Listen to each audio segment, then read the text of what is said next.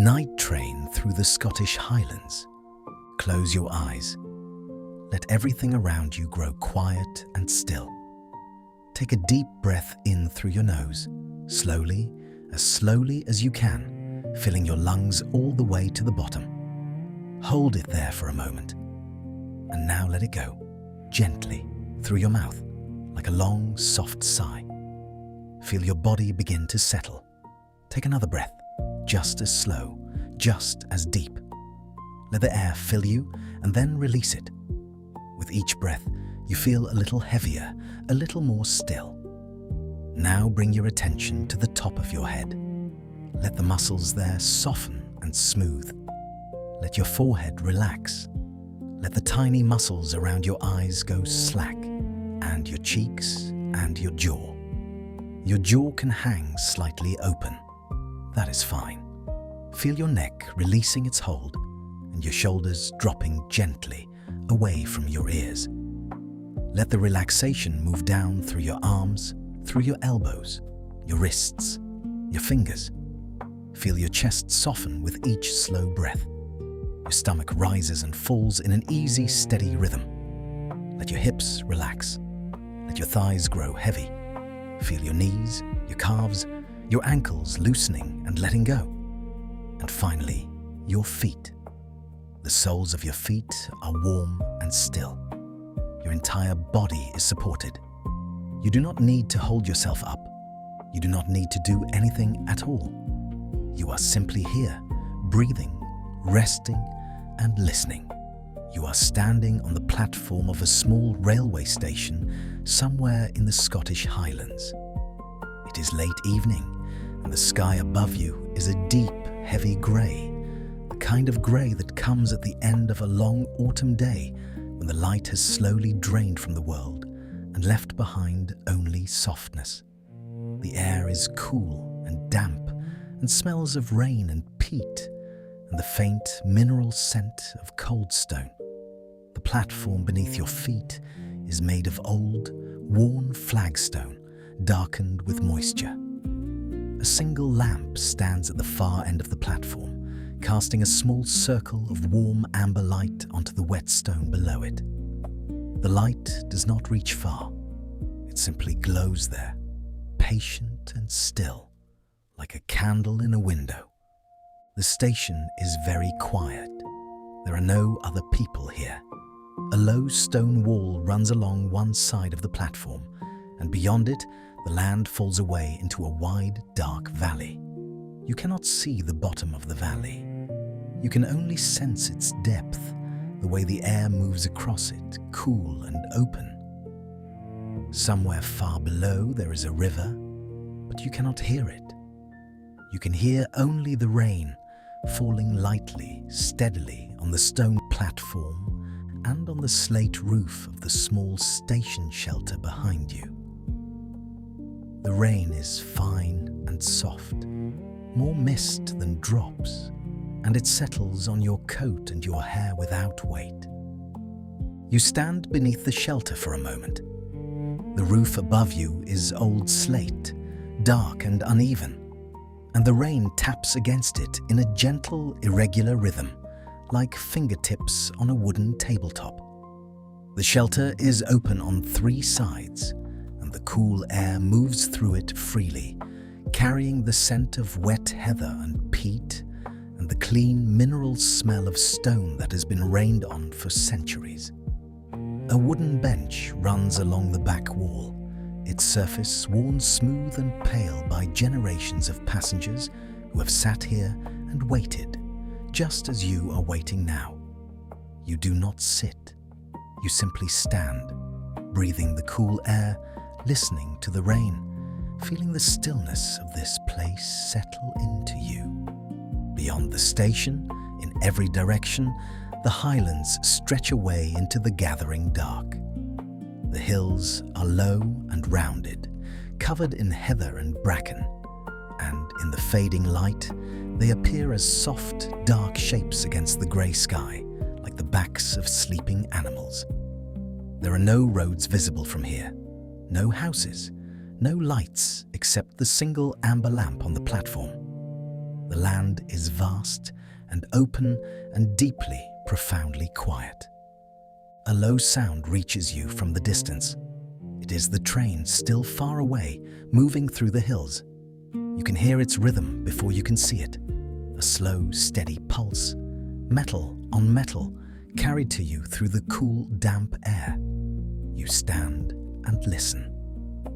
The sound grows gradually, steadily closer, unhurried, the way all things move here, at the pace of the land itself. The train appears around a long, gentle curve. Its headlamp cuts a soft beam through the rain, illuminating the fine drops as they fall. The train is not large.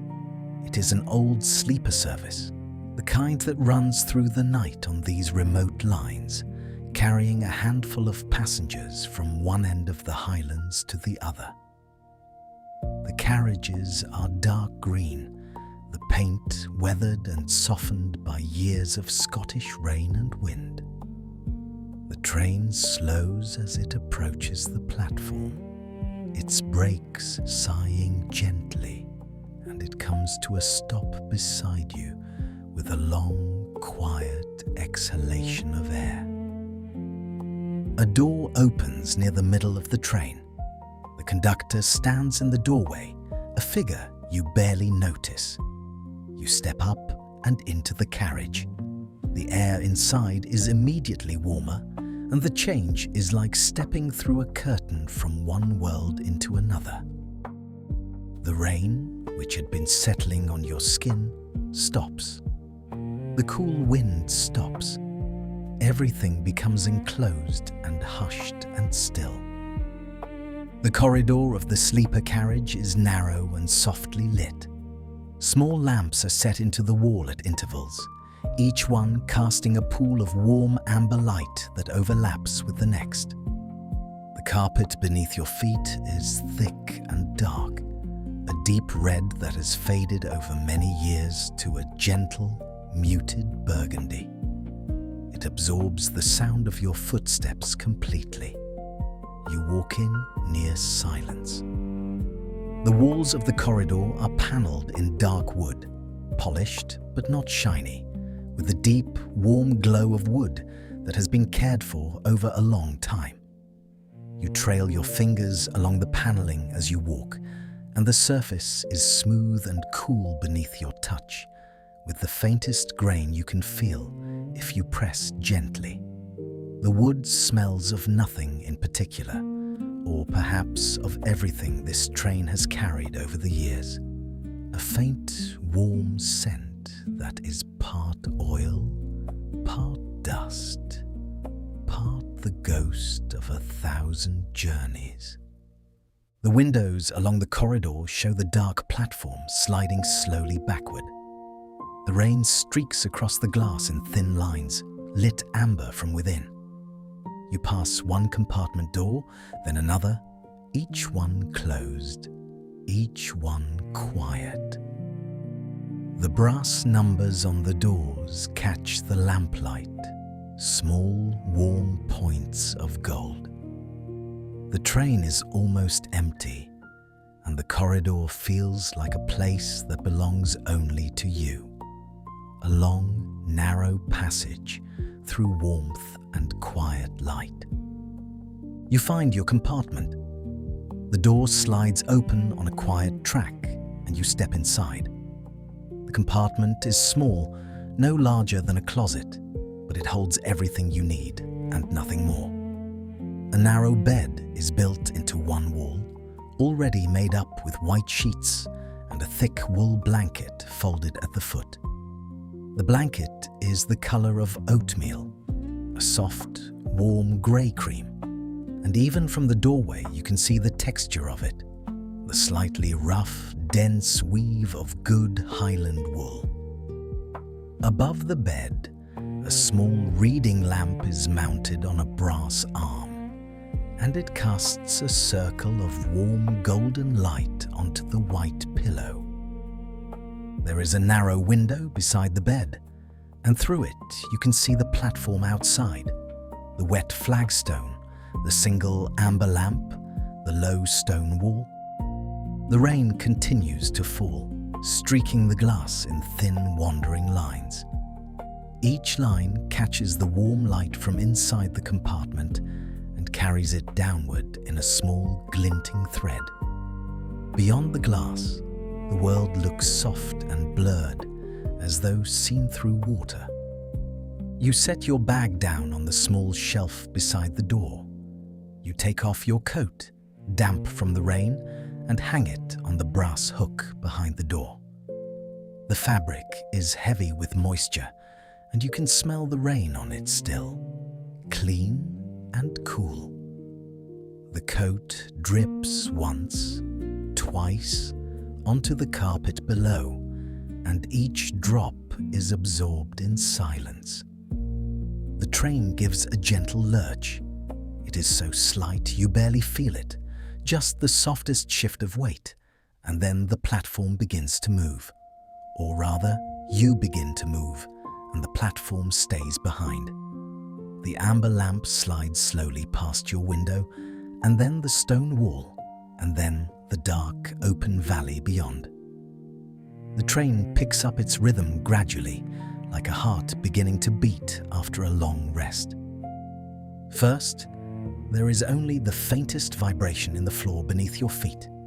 Then, a gentle swaying, barely perceptible. Then the sound begins, low and steady, a deep hum from the wheels on the rails, growing into a rhythm that is slow and even and deeply, profoundly soothing. The station disappears behind you. The rain continues to fall, but now it falls on the roof of the carriage above your head, and the sound is different here, softer, more muffled, a continuous, gentle patter on the metal above. It is a sound that wraps around you, enclosing you in the warmth of the compartment, while the rain and the cold and the wide, dark land move past outside. You sit on the edge of the bed. The mattress is firm but not hard, and it gives just enough beneath your weight to feel welcoming.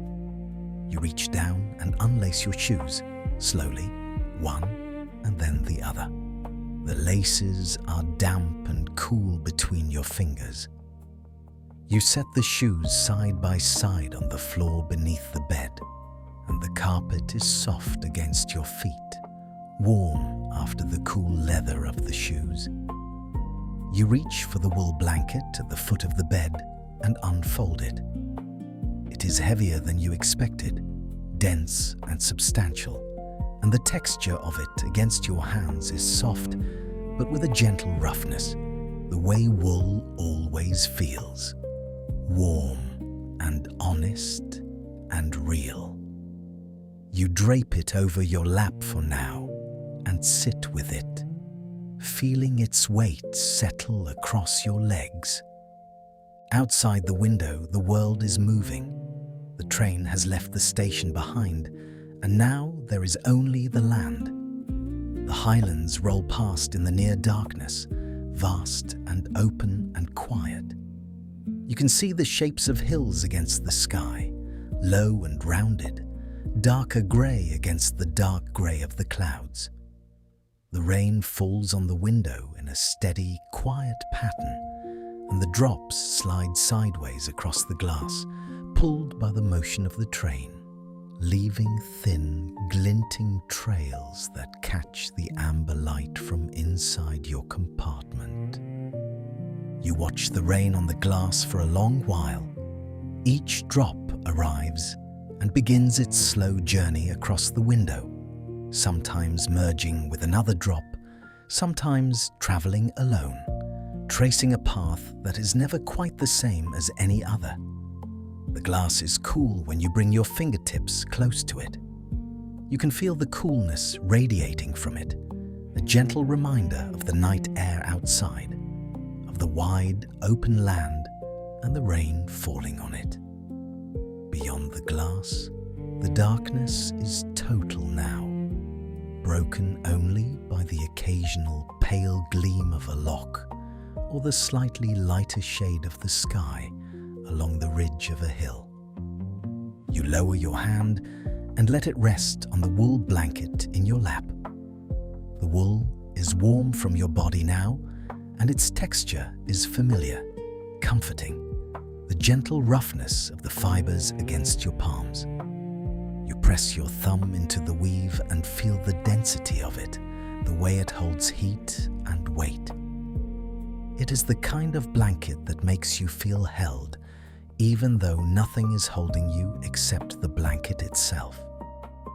The rhythm of the train is constant now, a gentle rocking side to side, so slight it is almost imperceptible, like being held in a large, slow cradle. And beneath the rocking, the sound, the wheels on the rails, a low, steady hum, punctuated at long intervals by a soft, rhythmic clack as the wheels pass over the joints in the track. Clack, a pause, clack, another pause. It is the most regular, the most predictable, the most deeply calming sound you have ever heard. It repeats and repeats, and your body begins to settle into its rhythm, your breathing slowing to match it, your heartbeat easing. You stand and move to the small wash basin in the corner of the compartment. It is made of white porcelain set into a wooden cabinet, and there is a small mirror above it. The mirror reflects the amber light of the compartment back at you, warm and soft. The brass tap turns with a soft squeak, and warm water flows into the basin. You wash your hands and your face. The water is warm against your skin, and you feel the coolness of the rain and the station platform being slowly washed away, replaced by the warmth of this train, this compartment, this night. The soap smells faintly of lavender, a clean, quiet scent that lingers on your hands after you rinse them. You dry your face with a small white towel, soft and thick. The cotton is gentle against your cheeks, and you press it there for a moment, feeling the softness of it, the warmth of your own skin beneath. On the shelf above the basin, you notice a small flask and a ceramic cup. The flask is a thermos, and when you unscrew the cap, the smell of tea rises to meet you, rich and warm and earthy, with a faint note of something smoky, as though the tea was brewed beside a peat fire. You pour some into the ceramic cup. The steam curls upward in the amber light, thin and slow, dissolving into the warm air of the compartment. You hold the cup in both hands and feel the heat seep into your palms. You carry the tea back to the bed and sit down again. You pull the wool blanket higher over your lap and up to your waist, and you lean back against the pillow. The pillow is thick and soft, and it gives beneath the weight of your head in a way that feels exactly right. You take a slow sip of tea. It is warm and smooth and faintly smoky, and the warmth of it moves down through your chest and settles there, a gentle, spreading heat. You take another sip. The cup is smooth against your lips, warm porcelain, and the tea coats your tongue with a taste that is deep and earthy and comforting. The compartment smells of the tea now, and of the wool blanket, and faintly, very faintly, of the rain outside. These scents mix together in the warm enclosed air and become one smell, the smell of this moment, of this particular night on this particular train. You breathe it in slowly. Your shoulders are low and relaxed. Your hands are warm around the cup. The train moves through the Highlands. Outside your window, the landscape is a blur of dark shapes and soft grey light. Occasionally, you see the pale gleam of water, a loch reflecting the clouds above, its surface still and dark except where the rain touches it. The lochs appear and disappear as the train curves through the valleys, and each one is as calm and quiet as the last. Sometimes the train passes close to one, and you can almost imagine you hear the water lapping at the shore, a soft, rhythmic sound beneath the steady clack of the wheels. The locks are ancient and patient. They have been here since the ice receded, cradled in the valleys between the hills, and they will be here long after this train has passed. There is something deeply restful about that thought, about the idea of water that does not hurry, that simply lies still and reflects the sky. Far away, on the edge of hearing, you think you hear thunder. It is not close. It is a low, gentle murmur, a sound that rolls slowly across the hills and fades before it reaches you in full. It is the kind of thunder that belongs to the landscape, part of it, no different from the wind or the rain. It does not startle you, it settles you. It reminds you of how far the sky stretches, how wide and deep the night is, and how small and warm and safe this compartment is within it. You take another sip of tea. The cup is warm against your lips. The wool blanket is warm on your legs. The amber light from the reading lamp glows softly on the white sheets and the dark wood paneling. Everything in this small space is warm and close and still, while outside, the vast, dark highlands roll on and on, hill after hill, loch after loch, rain falling endlessly on the heather and the stone.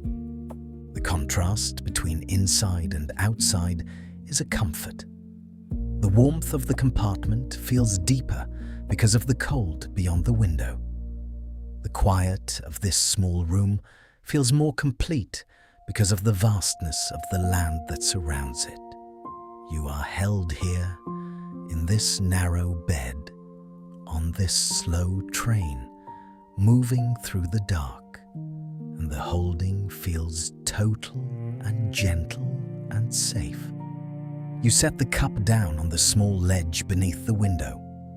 The train rocks gently, and the surface of the tea in the cup shifts, barely, a tiny movement that catches the light. You watch it for a moment, the way the light plays on the dark surface, and then you look out the window again. The rain has not changed. It is steady and fine, falling at the same gentle pace it has fallen all evening. It drums very softly on the roof of the carriage above you, a sound so constant that you had almost stopped noticing it, but now you hear it again, and it is deeply comforting. The rain on the metal roof, the wheels on the track, the faint creak of the carriage as it sways. These sounds layer over one another, weaving together into something that is not quite music, but is just as steady, just as reliable, just as soothing. You finish your tea and set the cup aside on the small ledge. You swing your legs up onto the bed and lie back. The mattress receives you fully now, your whole body stretching out along its length. The sheets are cool and smooth against your arms, against the backs of your hands, against the skin of your neck. They smell clean and faintly of starch, the way sheets smell when they have been washed and pressed and folded by someone who takes care with such things. And the wool blanket is warm and heavy across your chest and your stomach. You pull it up a little higher, tucking it beneath your chin. The wool is soft against the underside of your jaw, and its weight is grounding, like a hand resting gently on your chest. The bed is narrow, just wide enough for you, and the walls of the compartment are close on either side. This does not feel confining. It feels safe. It feels like being held in a small, warm space while the vast, dark world moves past outside. The train carries you, and the bed holds you, and the blanket covers you, and there is nothing you need to do except lie here and listen and breathe. You reach over and turn the reading lamp to its lowest setting. The light dims to a faint amber glow, barely enough to see by, just enough to make the compartment feel warm and enclosed. The shadows in the corners deepen. The dark wood of the walls seems to draw closer, not in a confining way, but in a protective way, like walls that are holding the world at a distance so that you can rest. You lie there and listen.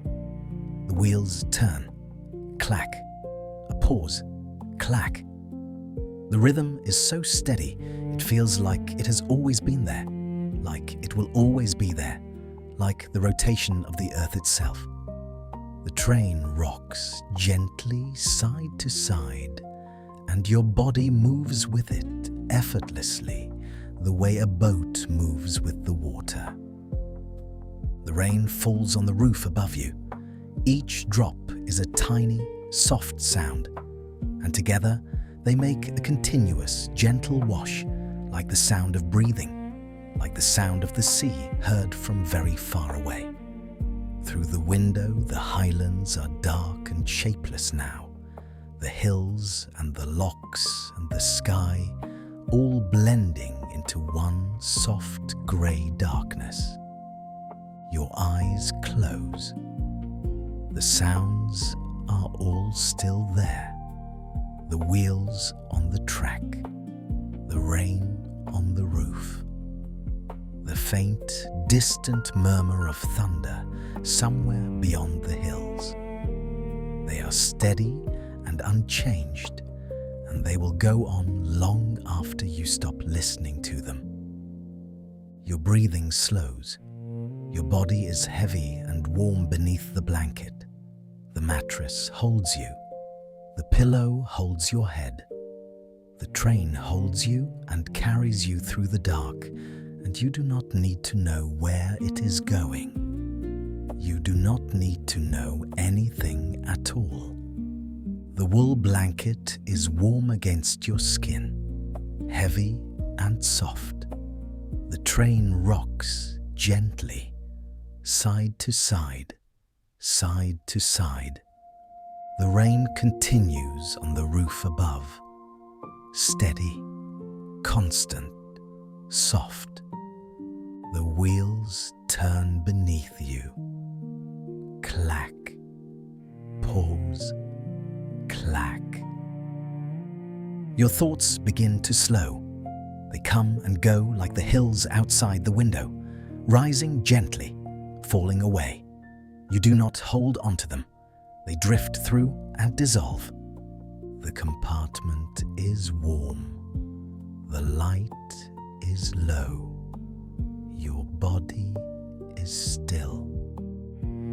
The train moves through the dark, steady and slow, carrying you deeper into the highlands, into the night. The rain on the roof, soft as breathing, soft as wool against your skin.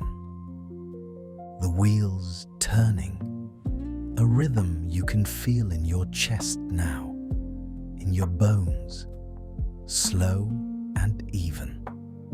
A loch passes outside the window, dark and still, the water smooth as glass, and then it is gone, and there is only the land, the hills, the soft grey dark.